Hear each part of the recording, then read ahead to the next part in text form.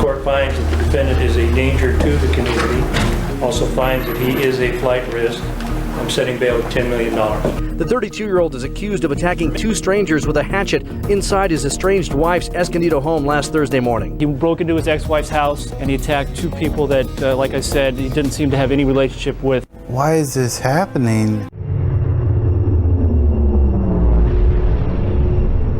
All right, Chris, we're on. Yes, sir. So why don't you kind of just give us a brief introduction of who you are? My name is Chris Anguiano, born and raised in Escondido, and I go by Blind Guy or Blind Guy Chris. In an instant, Chris Anguiano's life changed forever. A brutal attack left him in critical condition and under the care of the doctors and nurses at Palomar Medical Center. It's hard. I never pictured myself to end up like this growing up. A nursing assistant for PPH, the attack left Chris blind, brain damaged, and unable to walk. What he would say over and over is just, I can't sleep, I'm scared. You know, he's like, I'm scared all the time. I think that was the first thing he actually ever said to me. And I was like, oh, you know, how does it not break your heart? Oh, I cried. But even with such serious injuries, his friends and caregivers at Palomar Medical Center never gave up on him. We were so happy that he was brought here because it made it easier. If we were on duty, we could come visit. So it was nice to be able to have him in our own home where we knew the people that were taking care of him. We knew who was seeing him and that he was having great care. They've been very supportive of what I do, keeping me happy. Although tragic, this is not a tragedy. Chris doesn't want pity. He's overcoming his challenges with determination and courage. So how's your progress going in your rehab?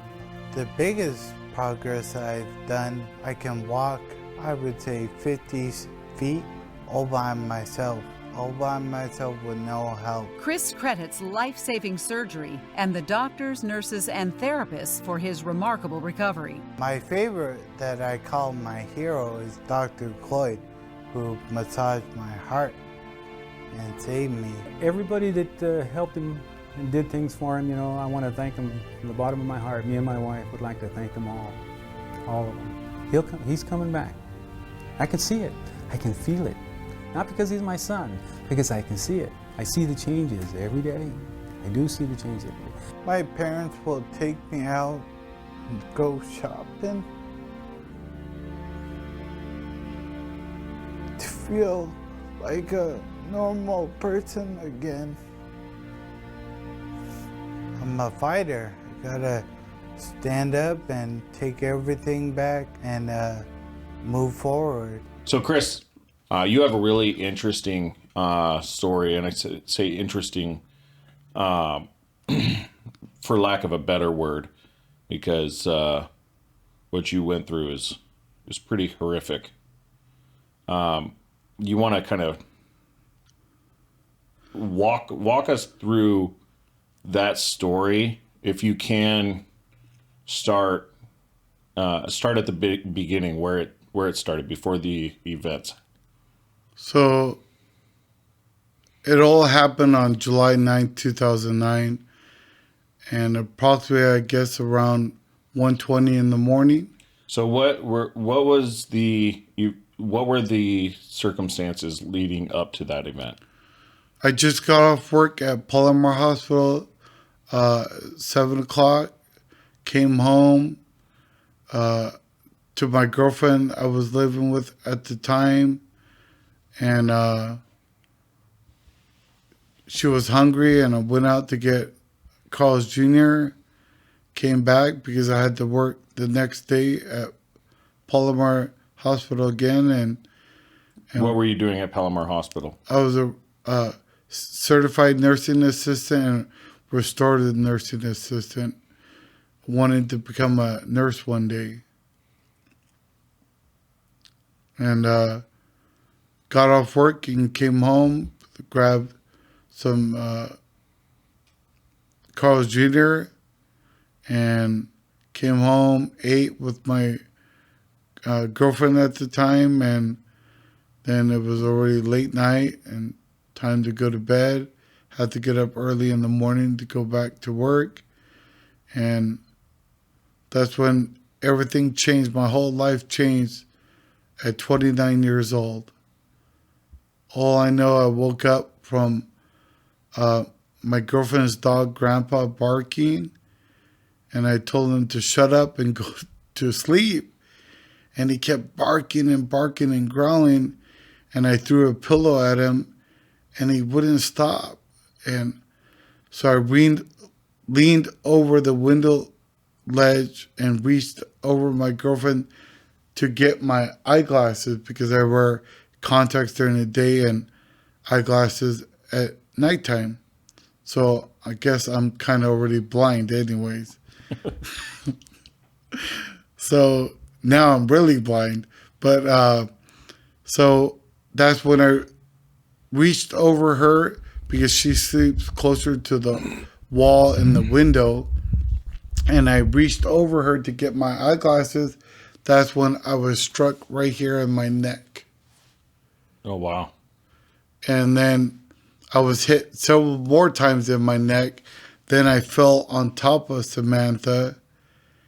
And I guess I still didn't know what was going on.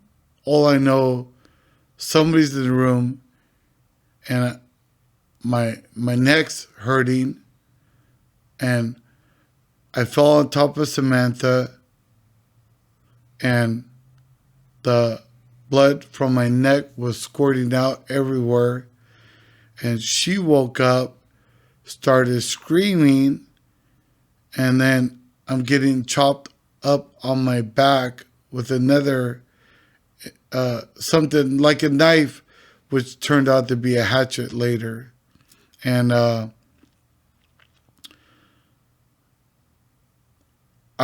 just went into protection mode and kept trying to fight, even though I was disadvantaged.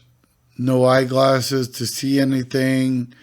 It was dark in the room, 1:20 in the morning.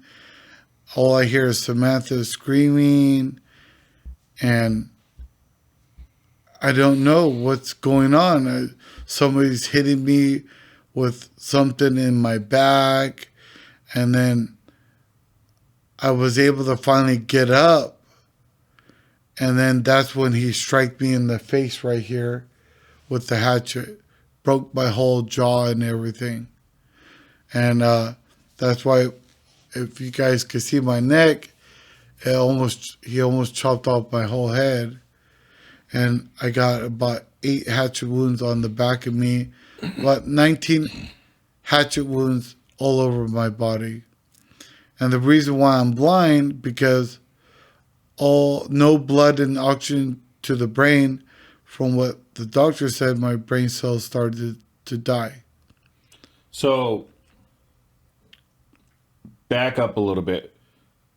Why was this happening? Apparently, when I found out later, it was a Border Patrol agent, a federal Border Patrol agent supervisor that worked out of the San Ysidro Border Patrol office. And he came to kill his soon-to-be ex-wife and her new boyfriend. The house where I rented a bedroom, I was just a renter in the first bedroom. And he was coming to kill them both. And he mistook you for them? He mistook me for both of them. He thought my girlfriend at the time was his wife, soon-to-be ex-wife, and he thought I was Jesus, the guy that was with his I guess they call it estranged wife, or his ex-wife. Ex-wife. Yeah. They weren't fully divorced yet, and so he snuck in the house. So he came through he checked the front door, it was locked, and he came around the back of the house. From what the police report said, the sliding door was cracked open, left open, because the Border Patrol's ex-wife, they have a dog, from Venezuelan dog, and it goes out to go potty out there. So they left that open, and that's where he walked in, and I was the first bedroom you walked to down the hallway. And I guess in the report, that's why the miniature schnauzer grandpa, So the dog's name was Grandpa. yeah, he was maybe 10 or 11 months old. He was still just a baby, and I should have known dogs bark for a reason. They're trying to tell you somebody's there, and I didn't pay attention. I just wanted to go to sleep. Yeah. But he was trying to tell me to wake my ass up. Somebody's in the house. But I didn't pay attention like that. And Were the other people home? yeah, everybody else was home sleeping. There was other roommates in the far bedroom to the right. Am I allowed to say their names? You can just say whatever you feel comfortable That was with. Roberto and Golda.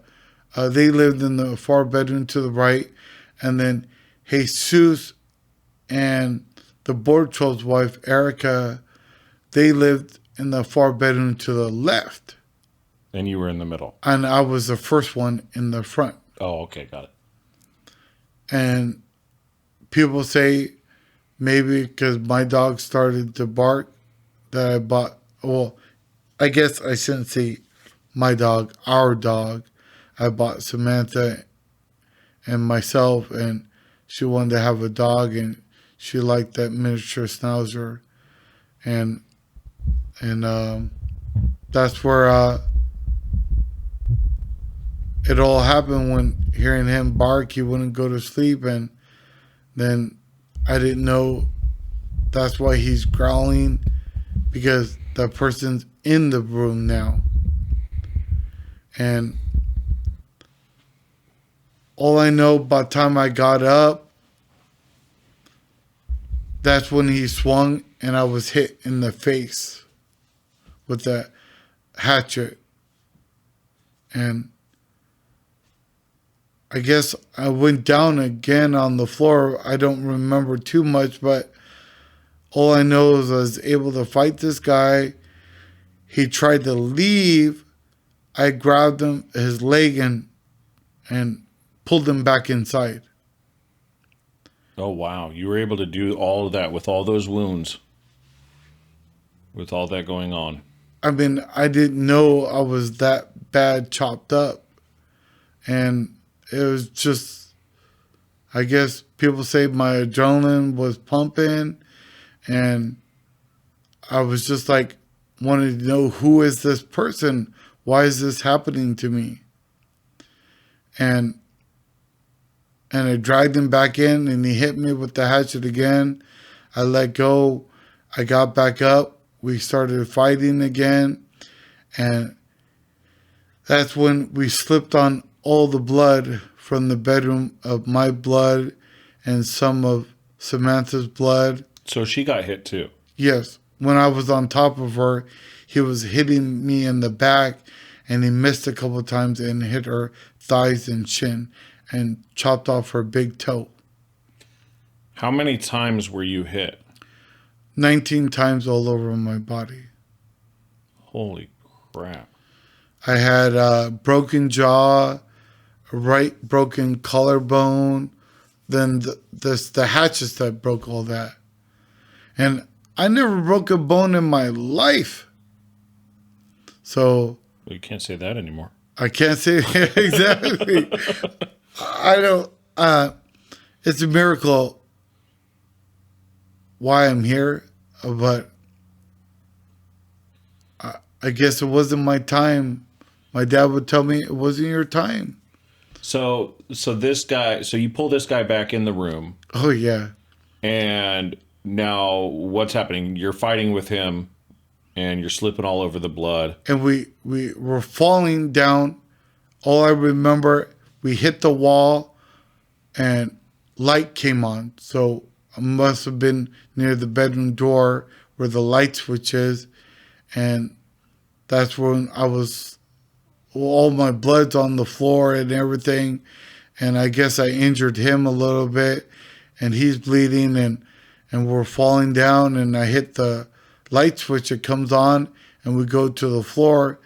And from what my girlfriend said, that she testified, when the light came on, he looked surprised, like who the hell are we?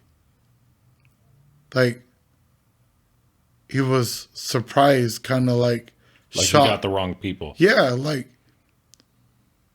and he was holding one hatchet. One was stuck in my collarbone here. Oh, he had 2 hatchets. Yeah, 2 hatchets. And I was on the ground, and now the light's on, and apparently everybody else in the house is in the hallway. But nobody's opening my bedroom door. And they thought I was having an argument with my girlfriend. And then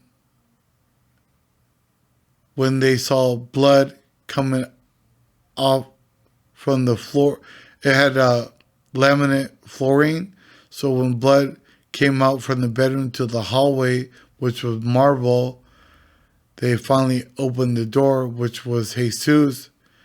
And by that time, I don't know any of that what's happening because I don't remember all of that. That's from what was read to me in the police report. From what Jesus said, he grabbed the border patrol in a headlock, told them to drop the hatchet and to get out of here. I don't know why he would... He let him go? Yeah, he let him go. And the border patrol ran out the front door, ran all the way down 9th Avenue, because that's where I lived on 9th. In Escondido? Yep, 9th Okay. and Upus and Escondido, over there on West Side. And he ran out of Upus, down to 9th, all the way down the hill to that 7-Eleven on, I think, Pine and 9th. And that's where the gang task force were first called out on scene, because I lived in a gang neighborhood. So they were dispatched first. They got there before paramedics, because Samantha was yelling out, which was my girlfriend at the time, to somebody called 911, Chris is dying. Sorry, sometimes I touch my face. I feel like something's on me, but it might be just my nerves. You're good. Don't worry about it. And she crawled on the floor to get her phone and dialed 911. And you're unconscious at this point. I'm unconscious. I have no idea now what's happening anymore. And it's just what I tell you now, from what I know to before I went unconscious, that's all I know. And when paramedics got there, and even the Escondido PD, they all said in the report that I was alive, and I put a towel around my neck because it was bleeding, gushing blood out of my neck, and I wrapped the towel around my neck to stop the bleeding, to put pressure.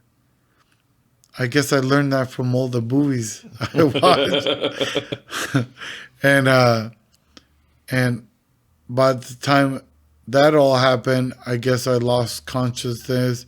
They put put a neck brace and had to scope my lungs because I couldn't breathe. And they put a tube down my throat through my mouth so I could breathe again. And they rushed me in the ambulance and got me down to Palomar Hospital, where it was still the old hospital. The new one was still getting built back then. And that's where I worked too. So when they rushed me into triage, everybody knew me because I'd worked down there in triage and ER a lot, helping out when they need help for CNAs and stuff. Mm-hmm. So then this guy runs down to 9th Avenue, down 9th Avenue, ends up at the 7-Eleven. And is that where the cops meet up with him? No. So, sorry, I'm jumping around the story. Don't worry about it. I got you. Good to get me on track.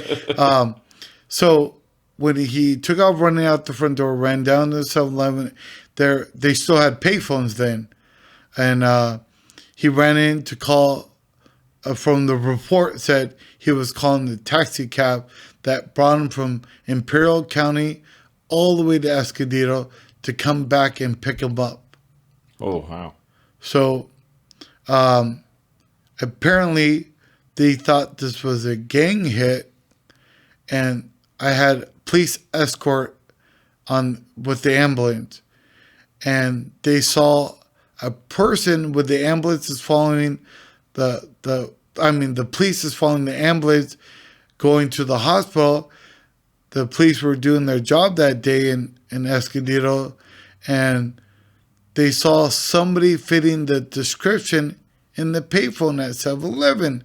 So the police turned off, called another dispatch unit to follow the ambulance to the hospital. They weren't sure who I was, what was going on. Was this a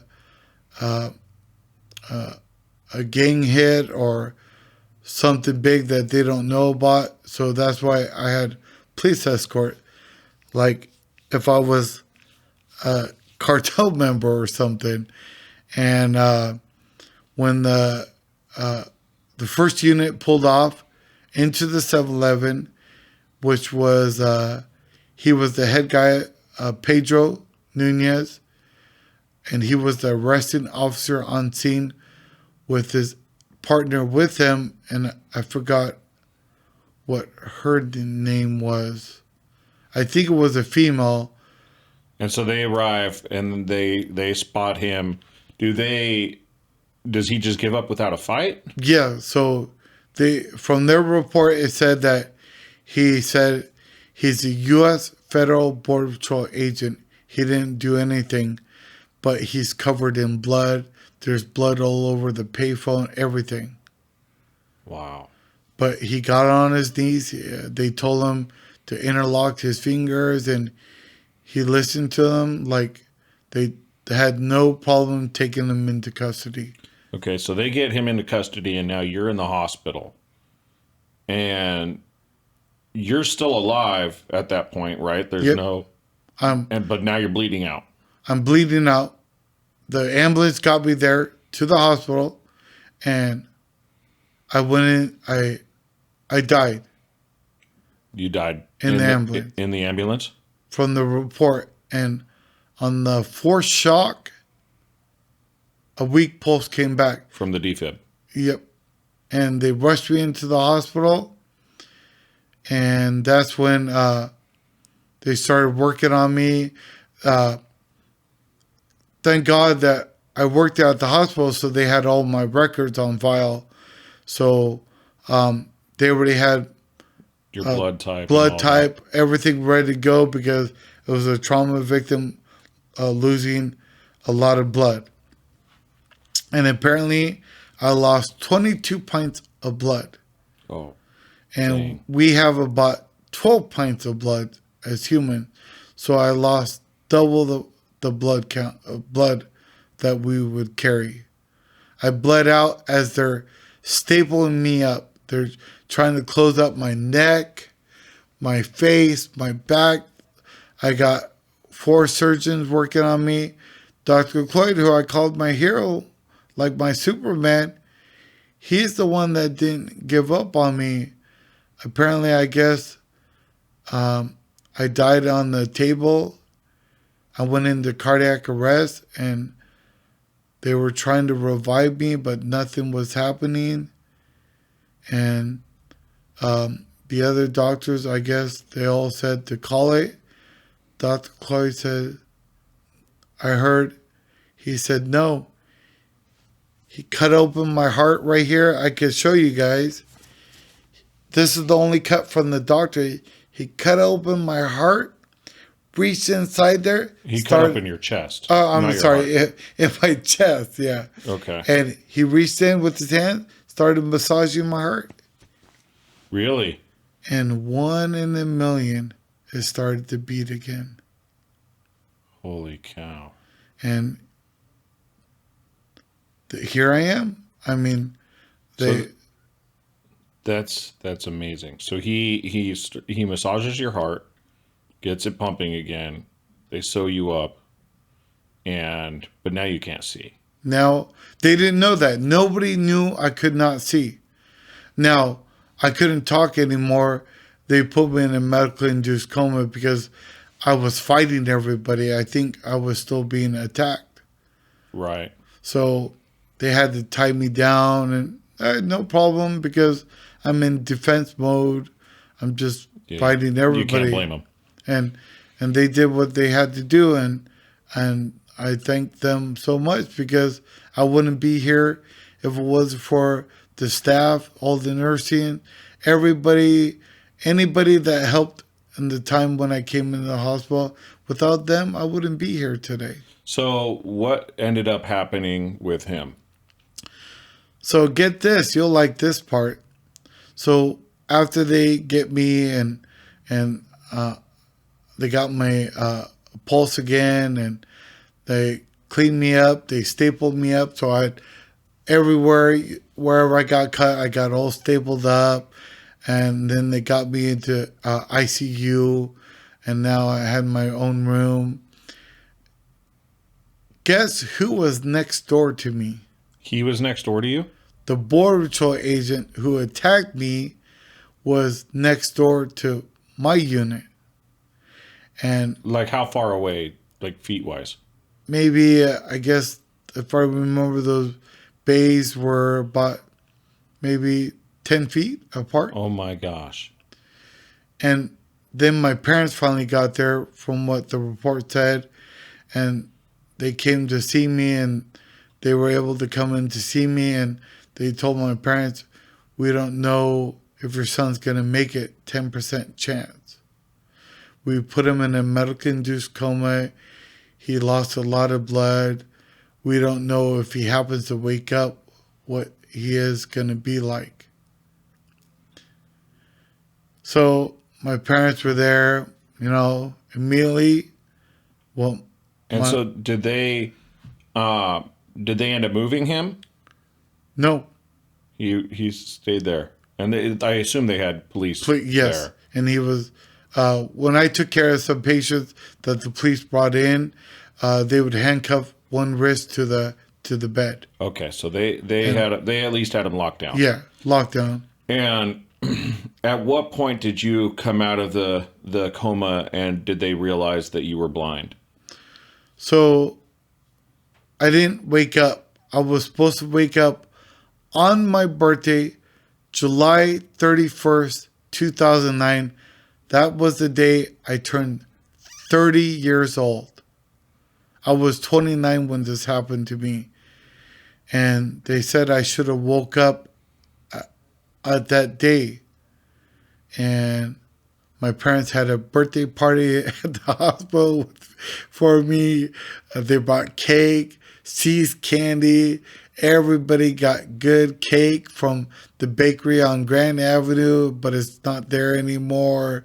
See's candy. They had a great birthday party for me, and I didn't get to enjoy anything. And I didn't wake up, so the doctors told my parents, well, we've been doing CT scans. Your son has no brain cells. No brain activity? No brain activity. Okay. So you should think about pulling the plug and donating his organs. So now this is the third time that they've counted you out. Yep. Wow. Only because of their studies. I'm not mad at them. I mean, shoot, if I was supposed to wake up, put in a medically induced coma, and they were giving me that the same stuff that Michael Jackson took and died, Profilol, or people called it Michael Jackson milk. Michael Jackson milk. Okay. But so then they couldn't wake you up. they couldn't wake me up, and my mom and dad were thinking, "You gave my son too much of that. You know, that's when Michael Jackson died."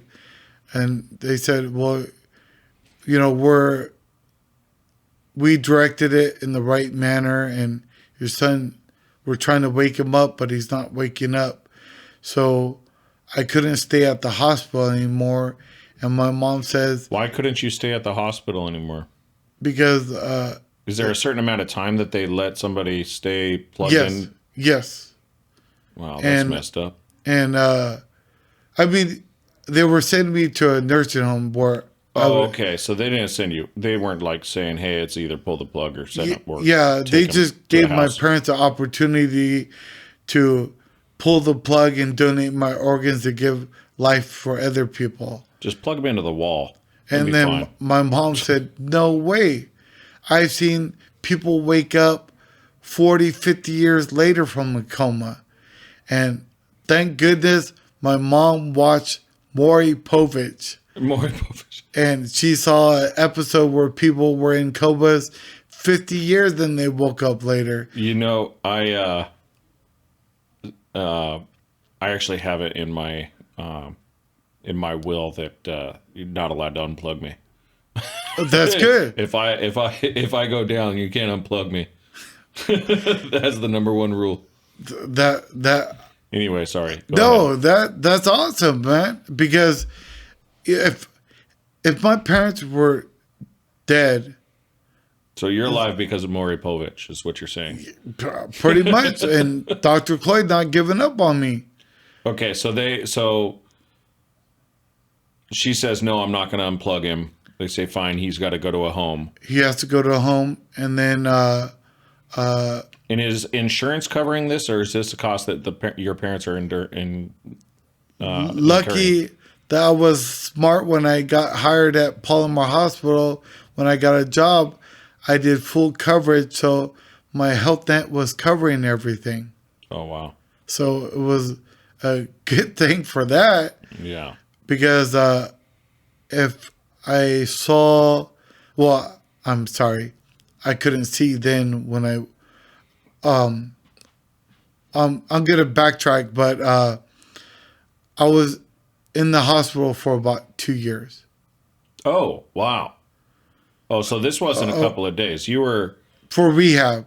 Oh yeah, but okay. So how long were you in the medically induced coma in the hospital? So from July 9th, when my attack happened that early morning, to July 31st, they shipped me out of there the next day to the nursing home Villa Palmerado in Poway. That was Palomar Palmerado's Okay. nursing home. Right. And that's where I could live on a ventilator the rest of my life. Either I wake up or I die. Okay. And my parents came even to the main hospital twice a day to visit me. My mom would sing to me, and my dad would talk to me. And then they would even, at the nursing home, they would come twice a day. Nursing friends would come and visit me too, from what I was told later. Do you have any recollection of any of that? Any time during that coma? Yes, all I remember hearing somebody singing. That's it. And that was your mom. That was my mom. Because I said, when I miraculously woke up, and Let's get into that in a second. But Okay. so you can hear somebody singing. I'm really intrigued by this, by the way. So you can hear somebody singing. Do you remember any dreams, or is there anything? So when I'm there on a ventilator, pretty much just dying. But random times I'd hear somebody singing to me. But then I saw, like, I mean, me and my dad talked about it. I thought it was a dream, but some people that all went to church. What did you feel? What did you see? I mean, these creatures, they were ugly, like demon looking, trying to get me. And I was in water. That was the crazy thing. I was trying to swim away to get away from them.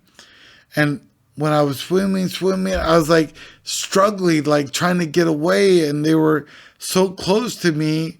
And I was like, I can't get away. And then suddenly, boom, a big bright light suddenly. And I saw all these people. They were all smiling and so peaceful.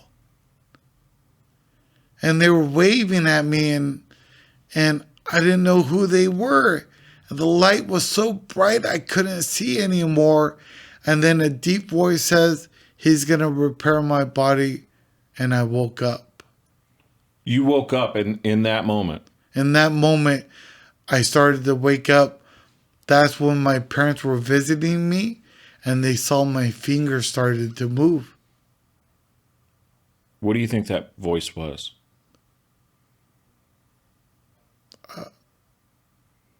I mean, I don't know. What do you feel that do you have a feeling that was God? God? It was God. Maybe. What do you feel in your heart of hearts? What do you feel that it was?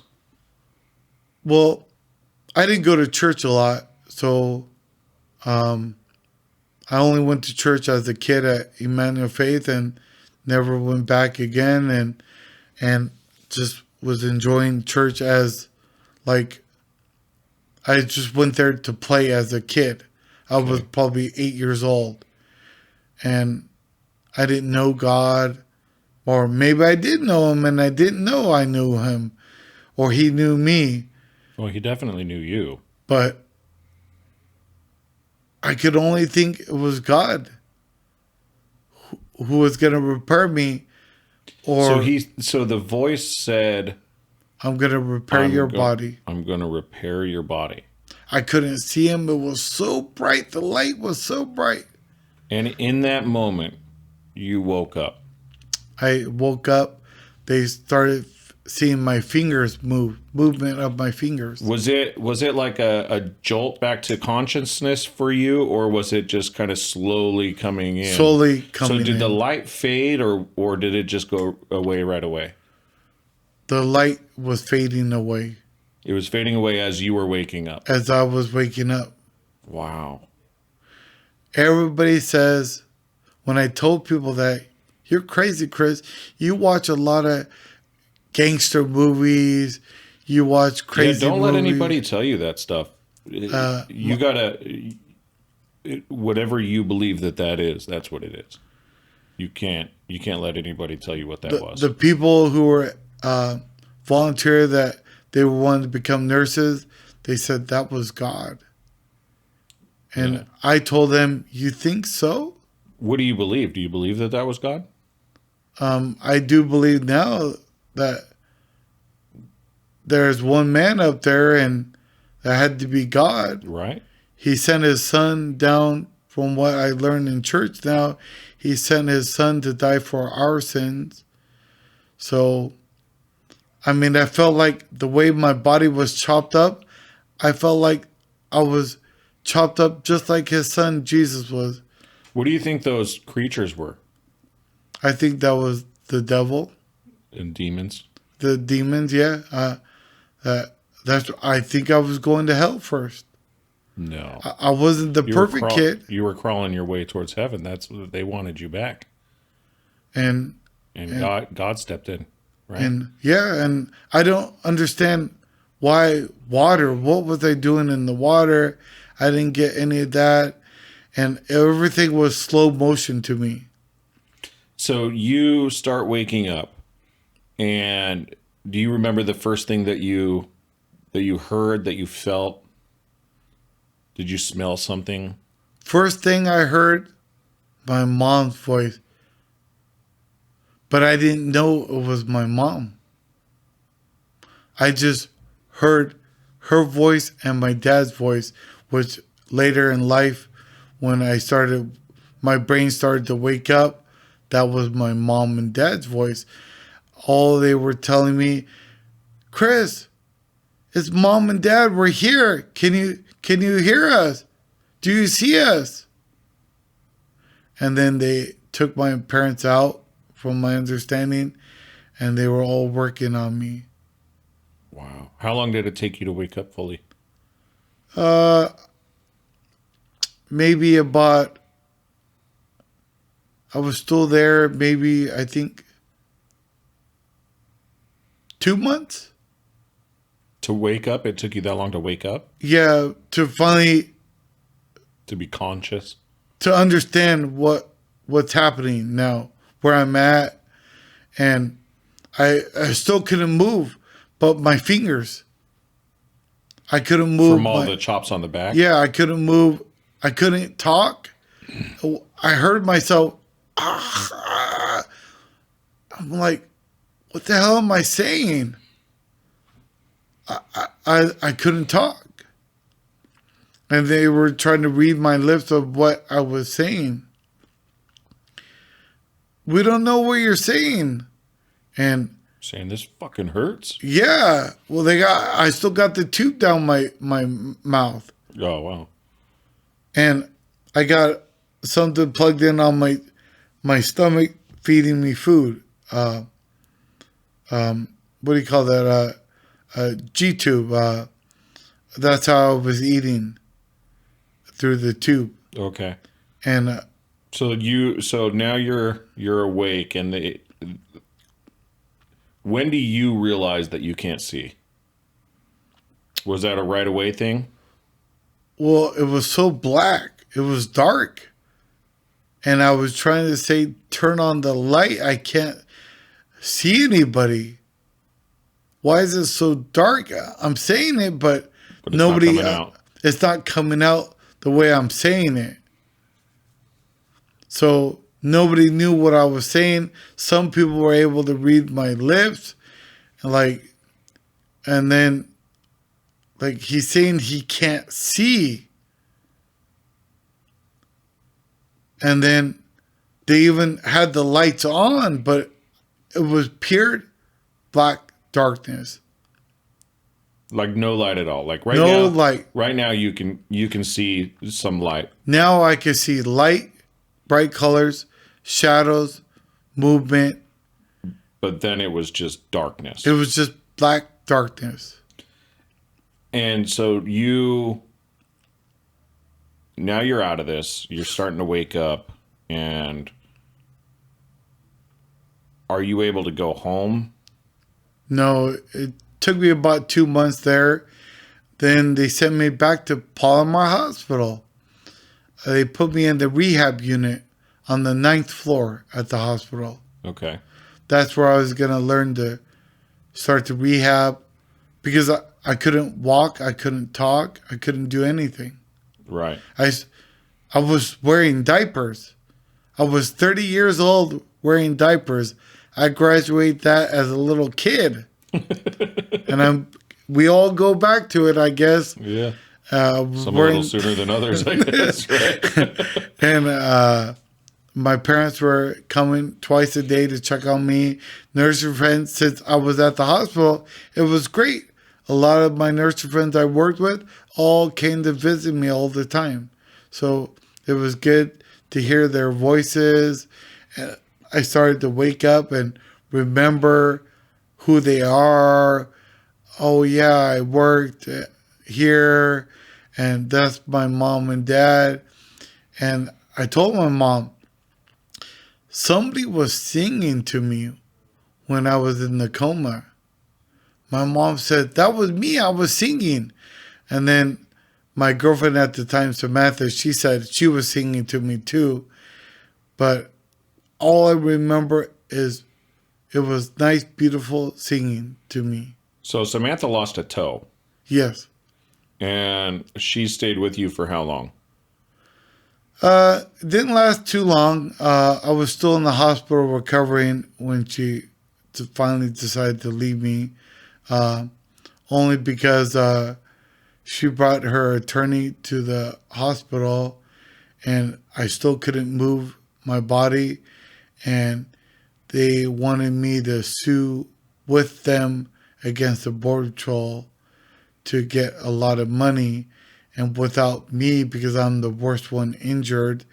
And by the way, they reattached her big toe, so they were able to save her toe. you save her It had toe. to be an awkward moment searching around that room trying to find that damn thing. Well, I made a joke. She didn't think it was funny. I said, "Oh, now half price pedicures." She didn't think it was funny. I thought it was funny. I laughing hysterically, but She's all toes.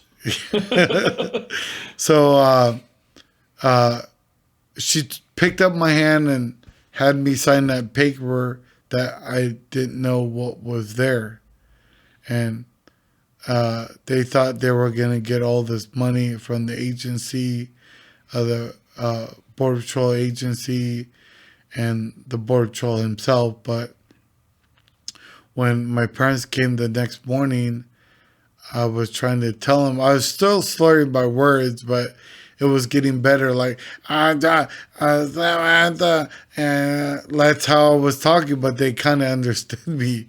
And I would hear my voice and it would eat me up inside because I'm like, what the hell did I just say? Oh, wow. So the Border Patrol agent. Yep. He gets locked up. Are you, at this point, so how far out are you from incident to recovery at this point when you're in the hospital?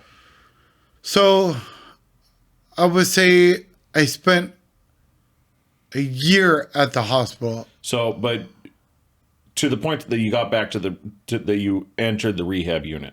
Yes. Is how long? From a year. 1 year total. 1 year total.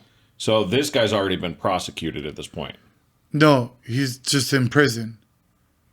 Okay, so it was no hearing yet. His attorney kept postponing it. Oh, got it. And it kept ongoing, but they were building the case. The district attorney was building a really good, solid case against him in the time that it kept getting postponed. By the time I graduated rehab, so first off, they said I would never walk or talk again. When they sent me back to rehab, I was living at Palomar Hospital. That's where I lived. And a physical therapist came in. His name is Andrew.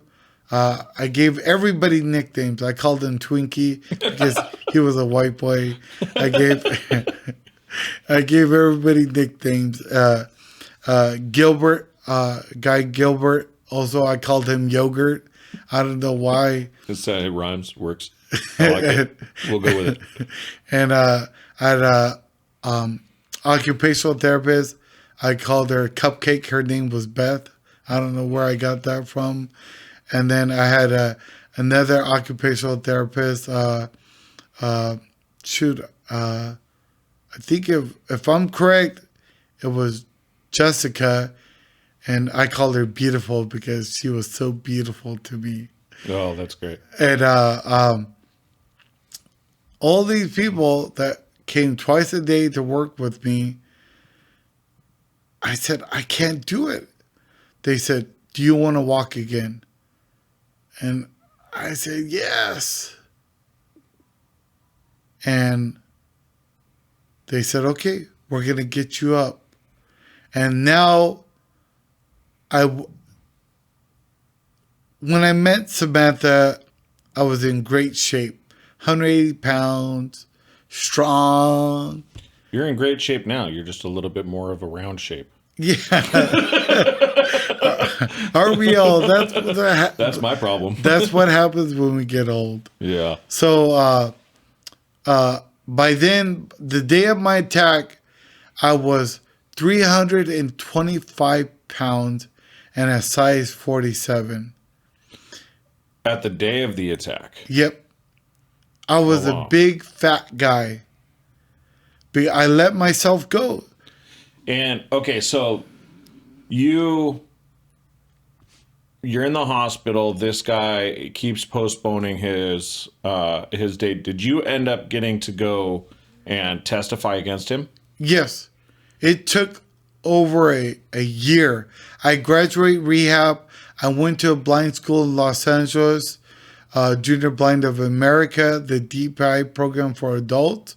And I was living there, trying to see how that school was teaching me how to live blind. And then that's when I finally got the phone call, Chris, the trial's starting. And my parents came to pick me up at the blind school. And now I took a break from the blind school. Now my trial was starting. I don't remember, let's see, probably it started in 2011, my trial started. Okay. My attack happened 2009, July, and my trial was starting in 2011.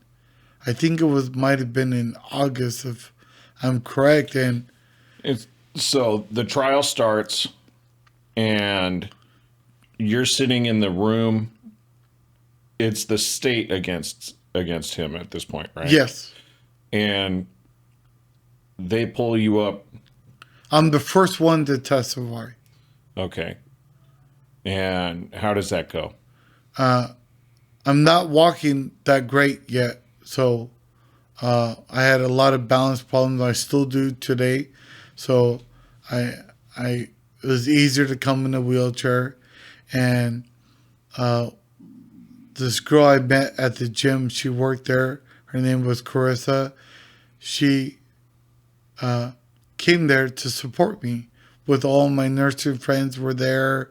My dad, a lot of people I met at the blind school, they came down to support me.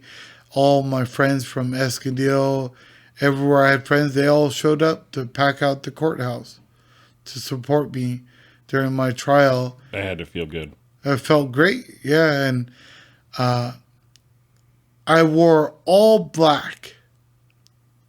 You got to ask me why. Why? I was pausing there for dramatic effect. Because I was coming to the Border Patrol's funeral. Oh, there you go. And I wanted everybody to wear black. And most of everybody wore black. And so the trial begins, and they pull you up to the stand. And all eyes were on me. What was going through your head?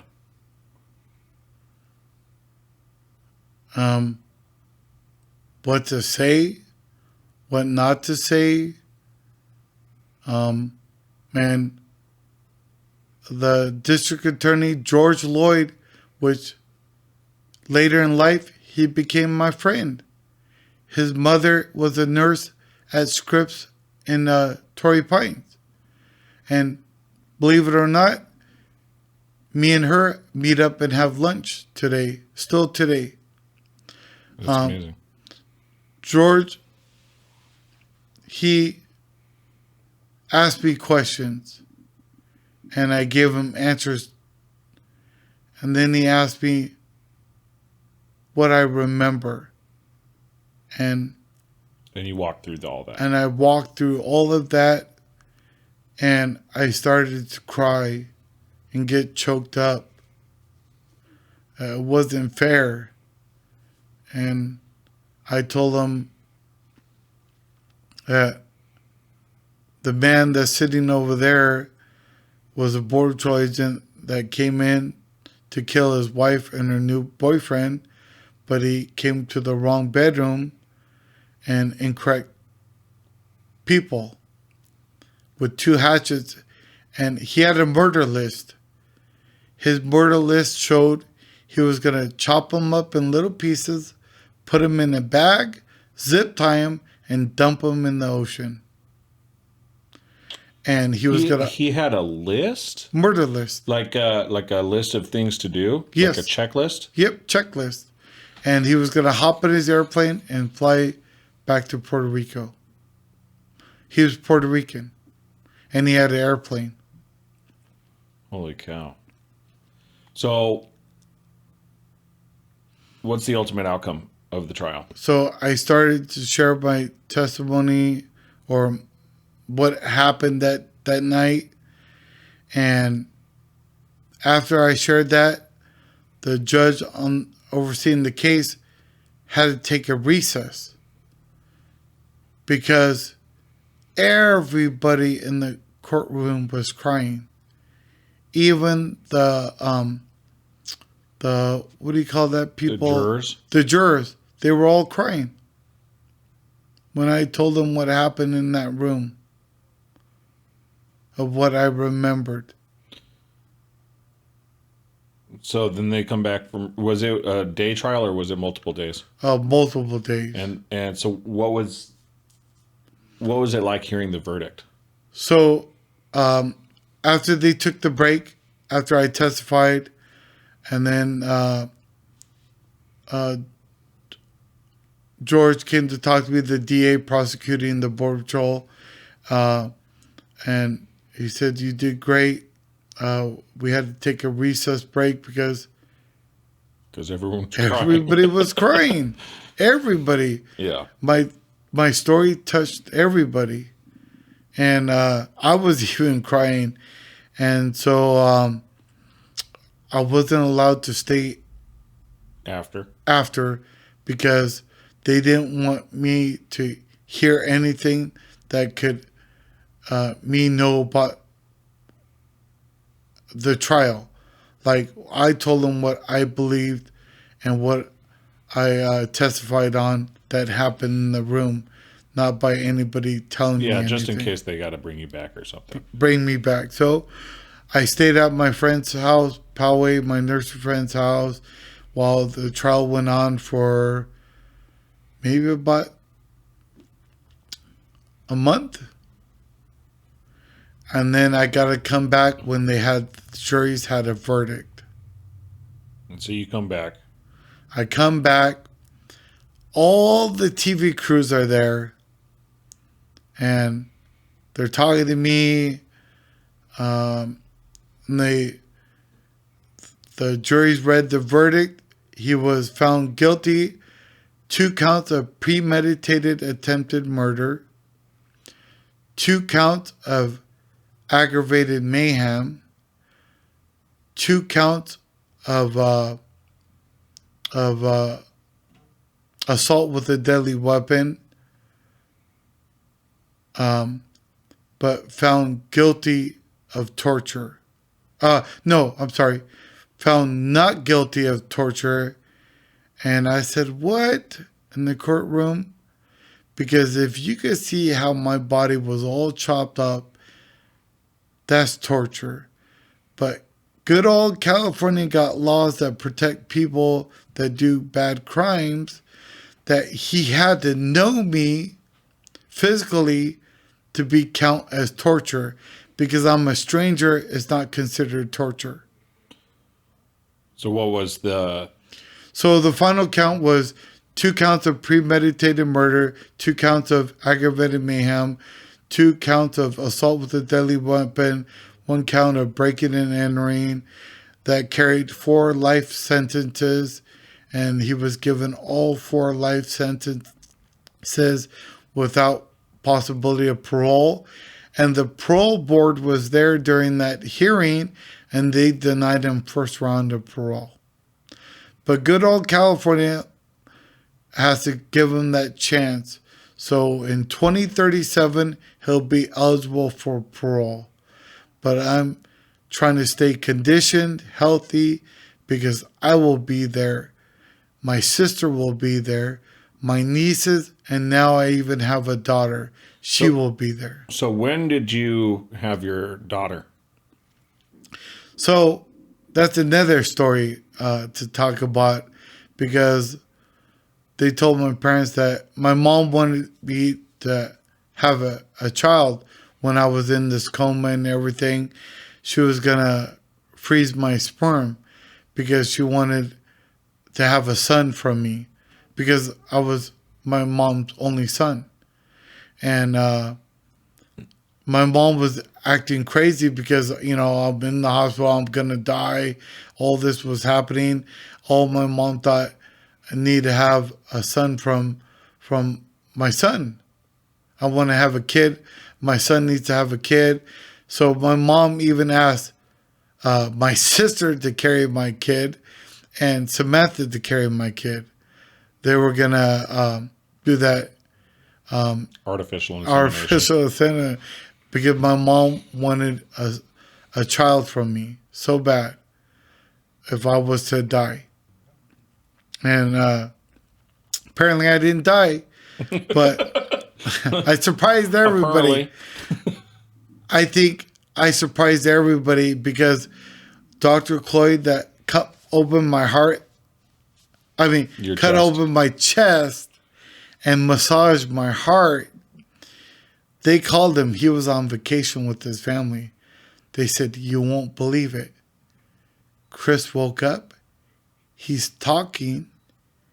And he talked about you."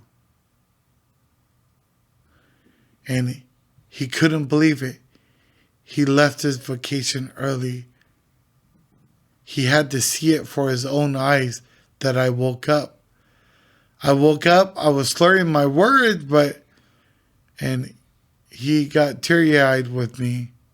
And he was so thankful for, you know, what he did.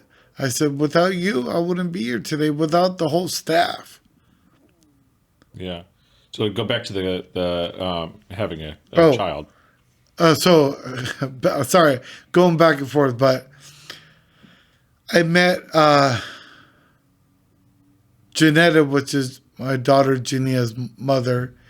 My friend found her online, and that's how I met Janetta. Showed up at the house my mom bought me in Escondido. After I graduated the blind school, my mom bought me a house, and that's where Jania's mom met me, and we ended up hooking up and just met one time. And now I have a daughter. I didn't think it was my daughter. And I did a DNA test, and 99.99% we share biological markers. And I said, why don't you guys just make it 100%? They said, the judge told me that 0.1% can make a big difference in court. I said, really? Because 99.99, she's my child. He said, would you like to get an attorney? We could postpone the case. Why? That's my daughter, regardless of me getting an attorney. So I waived my rights to attorney, and I said, she's my daughter. And then it was a long way battle of getting custody of my daughter. And her mother was going through difficulties in her life. We met not in the right way, but that's to share with another time, because my daughter asked questions about how I met her mom, and I told her, not till you're 18 or I'm dead. Or I'm dead. One of the two. But I met her mother not in the right circumstances. Yeah. So now you've gone through the school of the blind. You have a child. You're seeing your child, and how is this affected? Obviously, you're still blind today. Talk about your vision and how and how you go about your business today. So, I wear shades because when I don't wear shades, a lot of people think I can see. If I look at them right on track, I might be right on their eyes and listen to them. And that's why I wear shades a lot. Plus, it helps with all the brightness out there. Too much light, I am blind. I get disoriented with too much light. I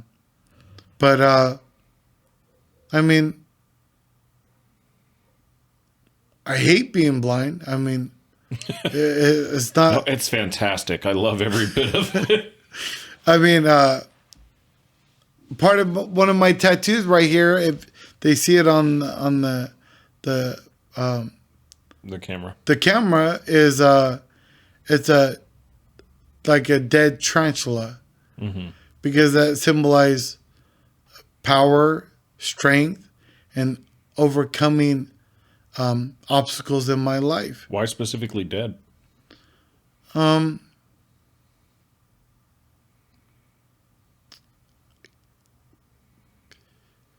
Because having a dead tarantula that also let me finish my artwork on my left arm for Dios de los Muertos in Mexico, the honoring of the dead, and my mom and dad are dead now. Time has passed, and 3 years will be tomorrow for my dad, and January 15th will be 3 years for my mom. But I don't know. I always had a fear from tarantulas. So my friend, I told him I want a tarantula and whatever else you could think that would be a great on the left side, because is Mexico, where I did for my dad, because my dad's Mexican. Okay. But I can't tell you why. Maybe it's better that the tarantula is dead than looking alive, but I think the symbol of a dead tarantula shows more strength and So you put an eye in the tarantula's butt. Yeah. Or abdomen, or whatever you call it. Maybe not the butt. That's probably not the best way to say that. So it's like watching. It's like the all-seeing eye. Yeah. It's like it's there to help me along in my life when I'm by myself. Because like I came on the bus by myself. How is it being by yourself? I don't like it. No. I mean, who likes to be... Is it lonely? Oh, yeah. I'm lonely a lot. You know, I lost custody of my daughter, so that's another story to tell you. But I get to see her a lot more. My daughter was missing her dad, so her mother reached out to me and is putting all bygones down and letting it aside, because I was tired of court. So much court is never changing. I won full custody of my daughter from when she was 2 to 6. She was with me, and then still with me. And when I had 50% custody and me and the mother had joint, then my dad died. And then that's where my daughter ended up going with my mom, because my dad and mom played a big role in my life, helping me with their granddaughter, Jania. And I'll tell you what, they loved her to death, because that was one of their grandkids they got to spend time with, since I lived here in California in San Marcos.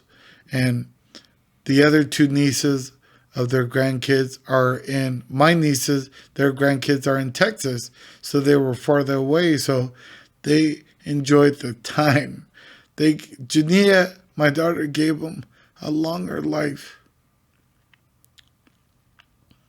So I was happy that they got to see their first grandkid from me.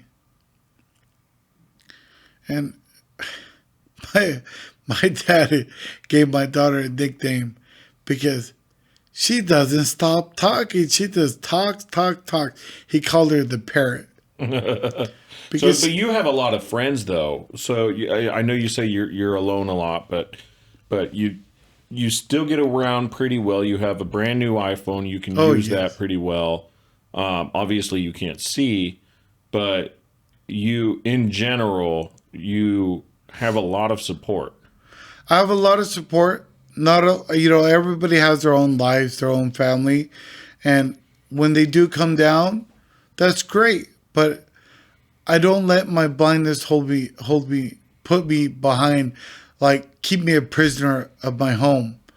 I go out almost every day. I have to go somewhere. I go to the gym, 24-hour fitness. I go to restaurants. I go to the Edwards movie theater almost every other day. I have to be active. I don't want to be home because then I feel I'm alone. I have to be around people. I don't feel good when I'm home alone. I feel lonely. Not that I'm going to hurt myself. I overcame that obstacle a long time ago. My dad was so worried about me that I was going to kill myself in the beginning. I couldn't walk. I could barely talk. Like, my dad didn't know what I was going to do. He was wondering in his mind. But after I made a year of being blind, my dad knew when he was his time to die, I would be okay because he saw I accepted my blindness. I had no choice to accept my faith of being blind. Did you want some water? Yes. Here you go. Way to bump the microphone, Chris. Oh, sorry. It's all your fault. I didn't see it. I didn't see it. He said I didn't see it. I get away with that a lot. Yeah, I'll take it. With the ladies. That's funny. I didn't see it. So, oh man, where were we? So, yeah. So you're alone a lot. Did you ever feel, or did the thought ever cross your mind that you wanted to commit suicide? Oh, I did. I tried to do that. Oh, you actually attempted it? Yeah, in my parents' home when I was living there recovering. And, I forgot that I couldn't walk. I wanted to go to the kitchen to get a knife to cut my throat and end my life. And I forgot I couldn't walk. I stood up and fell down like an idiot. Well, idiot for even thinking of taking my own life. Then I still needed help to take showers. So you got up to go kill yourself. You've hit the ground. And you're like, oh, that's a stupid idea. I'm not going to do that. Yeah. So I couldn't do anything. So it was already evening time now. And then my dad helped me to get to the shower. And I was just struggling with life itself. Like, I still couldn't walk that well yet, that best. I mean, I was doing pretty good, but I still had a lot of balance problems. I wasn't used to not being able to see things and know, like, there's a counter there I could use as support. And just getting into the shower and having to sit down and shower myself, I had a breakdown in my parents' bathroom, and I got mad at my father, and he just walked away. That was the best thing he could do, is when I'm mad, is just let me be alone.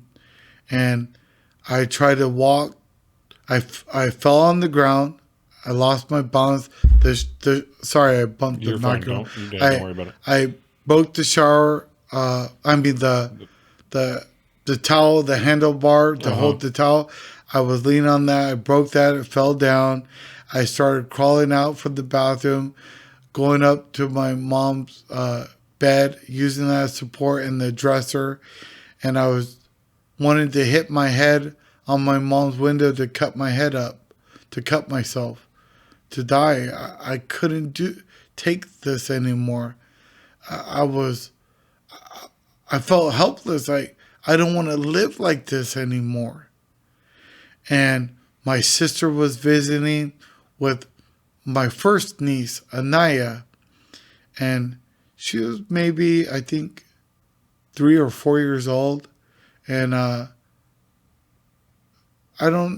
sure if she remembers, but my sister told me to stop, and my niece told me to stop, and she was watching all this happen, and I'm a naked man trying to bang myself on my parents' window, and my sister grabbed me, threw me down on the bed, and put her knee into my back and said, "Stop, Chris, stop." And I said, "I can't take it. I can't take this anymore. I want to die.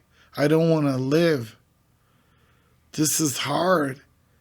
And I stopped resisting, and Naya, my niece, she said, "I'll take care of you. I'll grow up and I'll take care of you." And I said, and my sister said, "Stop. Everybody here will help you, Chris. Just stop." And, I gave up. I said, "What am I doing?" And I just laid there, and, gave me some time. My dad helped me back to the shower, like as if nothing happened like that. Like we went back to like everything was normal, and that never happened. And my dad helped me finish my shower and says, "You're going to be okay." And man, I miss my dad a lot. We did everything together when I was blind. Yeah, I remember your dad bringing you into the gym. Yeah. Almost every day he would bring me. I told my dad I didn't want to be that fat guy. I want to focus and lose weight. And I did it. I got down to about 220 pounds, and I was doing good. And then that's when I got a phone call. "Are you Christopher Anguiano? You need to show up at this juvenile courthouse in Meadow Lark in San Diego, that I had a daughter." And that's when I was like, "What? I have a daughter?" So I showed up. I didn't tell my dad or mom yet. I had one of my friends take me down there because I was like trying to think who I was messing around with, like what happened, and I got there. They already had an attorney appointed to me, and I was hearing everything, and I was being charged for negligent, that I failed to protect my daughter. And I was like, I didn't even know I had a daughter, first off. And they got my name taken off that. And then that's when... What were they trying to say that you failed to protect her from? I guess her mom was having hard times in her life, and she was, I guess, in the same diaper for a long time. Child neglect. Child neglect. And I didn't even know I had a child, so I felt like they shouldn't have put my name down. And then once I did the DNA test, and then it came back 99.99%, I said earlier, then I started to fight to want to see my child. And the day, my daughter's birthday is March 25th. That was one of the days of the court date was the following day. And I told the lady, the social worker, the investigator, if you see my daughter, can you tell her that her father says happy birthday to her? And she told me she did. And my daughter did not know who I was. And she just said, okay. And I still remember the first day I met my daughter, she says, "You're not my dad." My mom told me I don't have a dad. And I said, well, I'm your dad. And just want to let you know I'm going to try to visit with you. Hopefully we can bond. And that custody battle took a long time with CPS and everybody and visiting my daughter sometimes twice a week. And that's when my dad started to come and my mom started to come. And that was beautiful. Like my mom and dad visiting their grandkid and not knowing what's going to happen. And my mom was really happy to meet her granddaughter for the first time. My mom brought her a Korean, my mom's Korean, brought her a Korean dress and to put on so she could take pictures with her because my mom was proud of being Korean and she was from the 7th Lee Dynasty era. And I have Korean on this side from my mom and Mexican on this side from my dad. Oh, that's cool. Well, we gotta wrap up here. We've been here for a little bit, but there's a lot more to tell of my story, but a lot of it is inspirational to a lot of people. See me still today at stores and they come up say, "Hey, aren't you the blind guy?" And I said, "Yeah." And they said, "You encouraged me not to give up on my life." Chris, I'll tell you what, man, you encourage me all the time. You're a good friend of mine. Yeah. We talk all the time. And so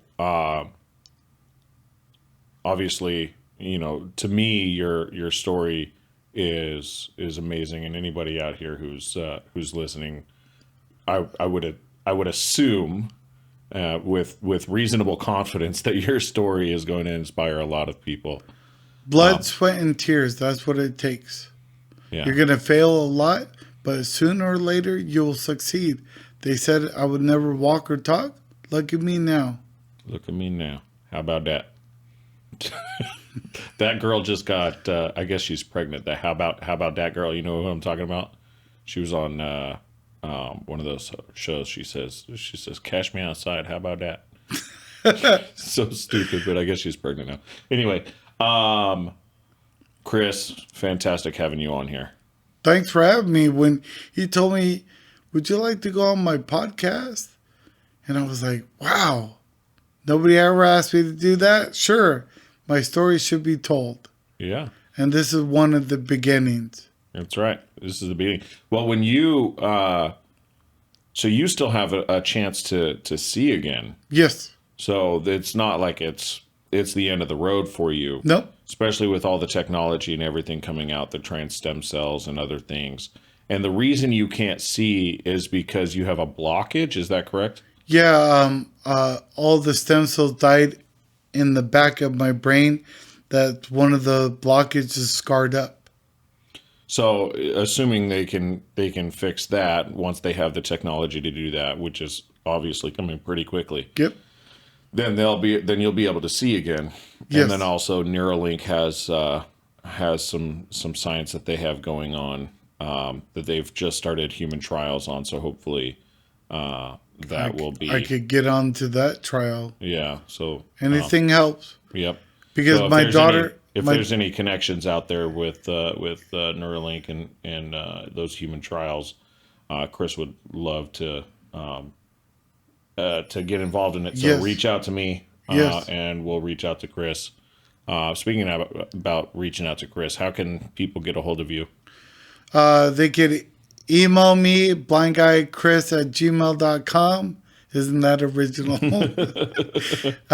And you're on social media, right? Yeah, I'm on social media as Blind Guy Chris on social media or Facebook, but it's also c.anguiano79@gmail.com is the Facebook email to use to look me up, or Blind Guy Chris.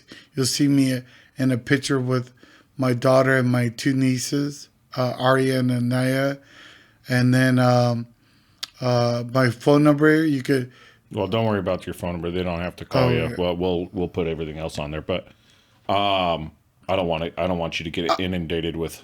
I have phone calls. a website, but it's a new website my friend Jason designed. I don't know it by heart, but well, you'll text it to me and we'll put it on the perfect on the information on the bottom. So, Chris, thanks again. Hey, you're amazing. Thank you.